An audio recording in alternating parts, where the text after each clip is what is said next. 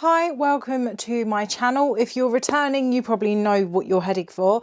If you're new here, my name's Grace. I post loads of book stuff, life stuff, tattoo stuff, just general things that make me happy and feel a bit wholesome. But then I also do rant quite a lot. This isn't so much of a rant, but a little bit of transparency, honesty that I do feel is probably slightly needed. This is quite an impromptu video because my daughter is actually going in for some surgery and some procedures on Monday. She has a lifelong critical condition. We were only given a matter of days' notice that this was going to happen, and I didn't really want to miss uploading for you guys because I've been quite consistent on this channel at the moment, and that feels like something I want to carry on. Whilst I sort out my clothes and I pack some stuff, I'm also going to get rid of some bits and pieces. I just wanted to approach influencers and social media, which I know is slightly dodgy territory, could be seen as a little bit hypocritical, but I hope people will understand why it's not hypocritical coming from me. I am an influencer myself, or what people would deem to be an influencer. I don't call myself an influencer because I don't like that term so much. I prefer content creator, but do you know what? They're one and the same thing. I work heavily in the industry. Social media is my full-time job, primarily TikTok. I do a lot of TikTok shop, but I do it with some morals and some standards that I set for myself, and that is down to me. That's nothing to do with anybody else. I also have a dedicated BookTok page.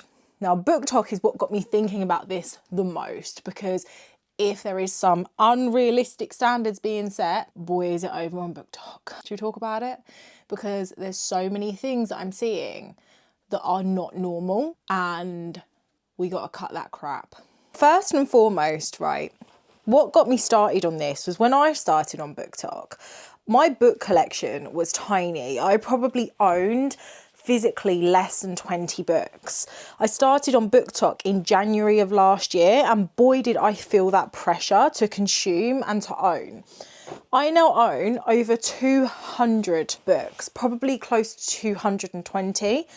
Do I need to physically own that volume? No. No, I do not. That takes up a lot of space. I haven't read most of them. I spent the bulk of last year buying more books than I could physically consume. And the reason I did that was because I felt the pressure on BookTok, on TikTok, and I gave into it. That's on me. That's not on BookTok itself. That is on me as a person, me as a human being, me as a fully fledged adult. I well and truly gave into that level of pressure. That is not normal to own that amount of books. It's really not. It's not normal to do these huge hauls. And I remember at one point for my birthday last year, I think I bought something like 20 books. That's over £200 in books I spent. Okay, they were birthday presents. It was my gift from my wife and my parents, and it was beautiful, and I had the best time. Have I read the bulk of those books yet? No, because what happens is I just keep adding and adding to my pile. I keep adding to this ever-growing TBR. It's not shrinking, it's getting bigger and bigger and bigger. And the more I'm adding to it, the less space I'm having, and the less I'm able to dedicate to the books I actually want to read. So now I'm looking at my shelves and I'm feeling all of this pressure of these books looking at me, just waiting to be read. It's not normal behaviour.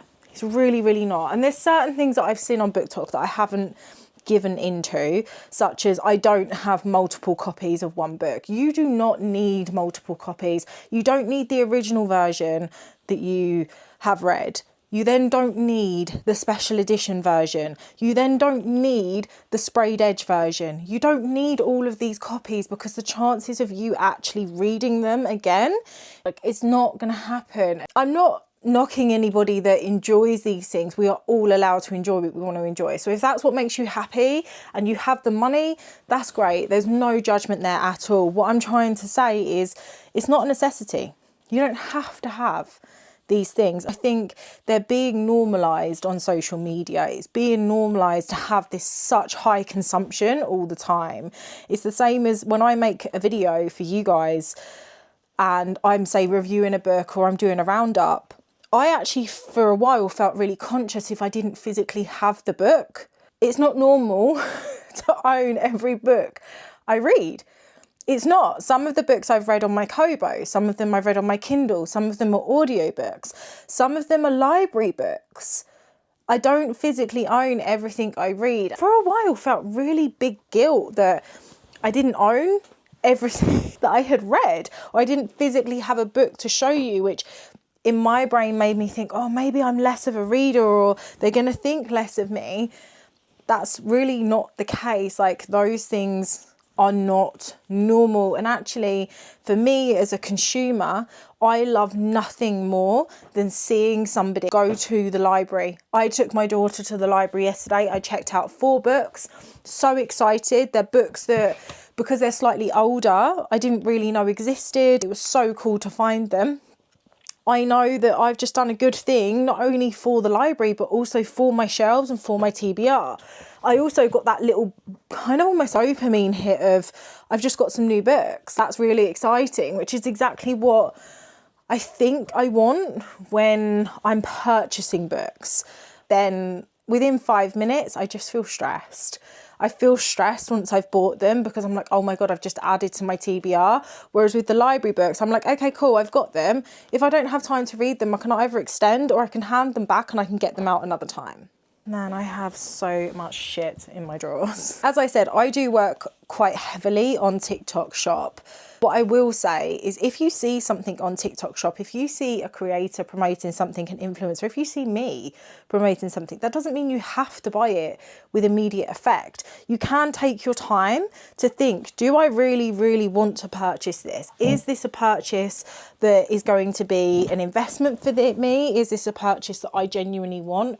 Or is this a purchase that I'm making just because I'm seeing somebody with a following post about it?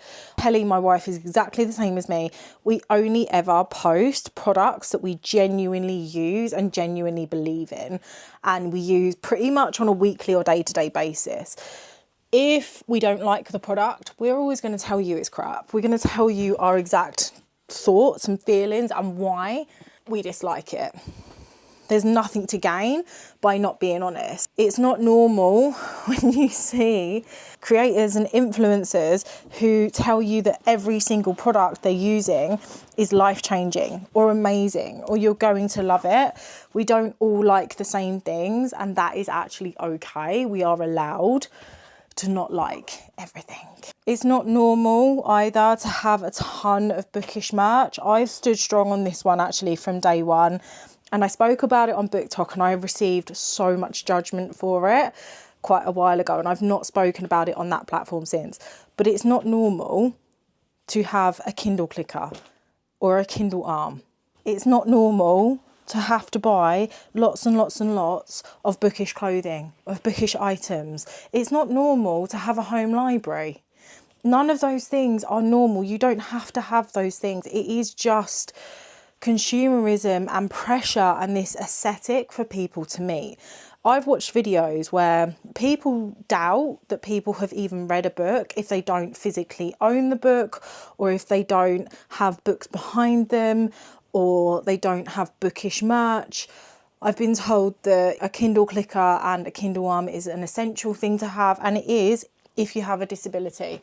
For accessibility reasons, I think they are absolutely phenomenal and amazing. But if you don't have a disability, if you don't have accessibility needs, they're not an essential. That is a marketing grab and a money-making tool, in my opinion, which I know not everybody is going to agree with, but actually I've survived my whole reading life without them. Pretty sure you will too. I just think that now there's so much product placement absolutely everywhere, and I'm always really conscious of how much product placement I do as a content creator, influencer, somebody in that channel. Ultimately, the product placement is what pays my bills. It is, whether that's through TikTok Shop or through brand campaigns and brand work. That doesn't mean I can't have morals. It doesn't mean that I can't be ethical in my product placement.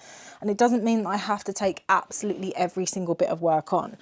It means that actually I have a responsibility to you guys to make sure that my product placement is correct and to make sure that I am not pressure selling to anybody that is consuming my content. Let's face it, these rows and rows of bookcases, books that have never been opened, books that have never been read, tons of bookish merch, over consuming on the volume that we are all the time. And it's not just in the book industry, it's across the whole board, but I definitely felt it in the book world. That's not normal. I remember back in the days where I would read, I didn't even know how many books I was reading a year, if I'm honest. I never monitored how many books I was reading a year, but it was probably around 20. And I thought I was a proper reader. Okay, I am a big, heavy reader because I'm reading this much.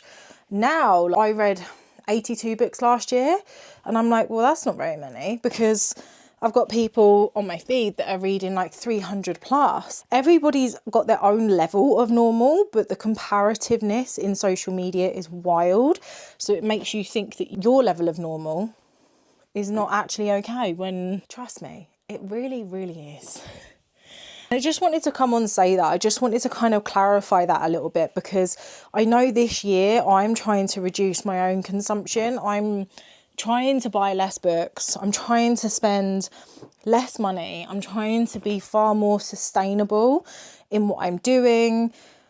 In brutal honesty, I also understand the influencer world. I understand how it works because I work in it, and it's my job. So I know that, for example, if I go out and I buy a book haul, I can put that through my business. That's an expense for me because part of my job is books.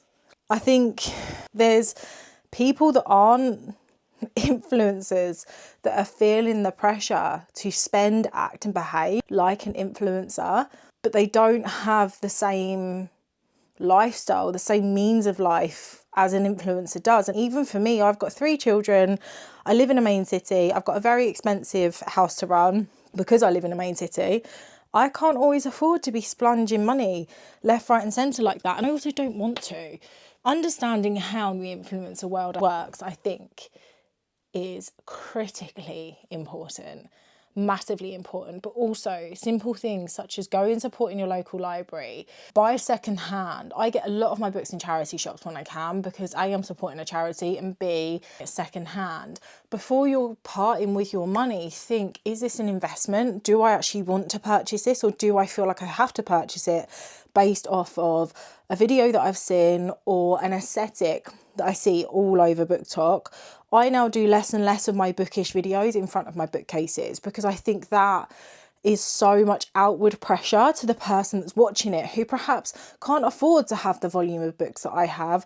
And some of them I've been sent as well. Let's be upfront about that. So I've been sent it as a proof copy or an ARC or as PR. I haven't physically purchased those books, or I've been book ferried, some of them, by you lovely lot, which is beautiful. But ultimately, someone might not have the ability to have the volume of books that I have. So I try and not do my content in front of my bookcase so much anymore, which again plays into, are people going to realise this is bookish content or not? I feel the pressure to be that way. Hopefully this kind of elevates it a little bit. And I think it's really important to stay strong in who you are, be sustainable, support small, go to your library, read an audiobook. Don't feel like you have to have every single copy of everything you ever see. Don't buy quicker than you can read. Like, they're not going out of print. They're not going anywhere. But we have that immediate, I have to consume right now. I've got books that have been sitting on my shelf for like 3 years unread. I'm going to try and get through them this year. We don't have to do it all. Anyway, I'm going to wrap up here, because I know that I kind of probably did go on a bit of a rant there, and I didn't actually intend to. Also, at the same time, I'm sorting out my drawers, because I have clothes that I've had for years and years and years that don't actually fit me anymore, and I need to part with them. I need to make way for the new clothes that I've had to buy that do fit me. I'm going to try and get this up and edited before C's procedures on Monday. We're up in Great Ormond Street for, at the moment, 2 nights. Let's hope it's not extended. So like I said, I didn't want to miss an upload for you guys, and fingers crossed I haven't. And thanks for being here. Sorry, this is a bit of a fly on the wall video, but I really hope that you feel less pressure to consume, especially coming from somebody that is seen to be an influencer in the space. Have a lovely, lovely weekend, or whatever day of the week it is when you're actually watching this. Bye.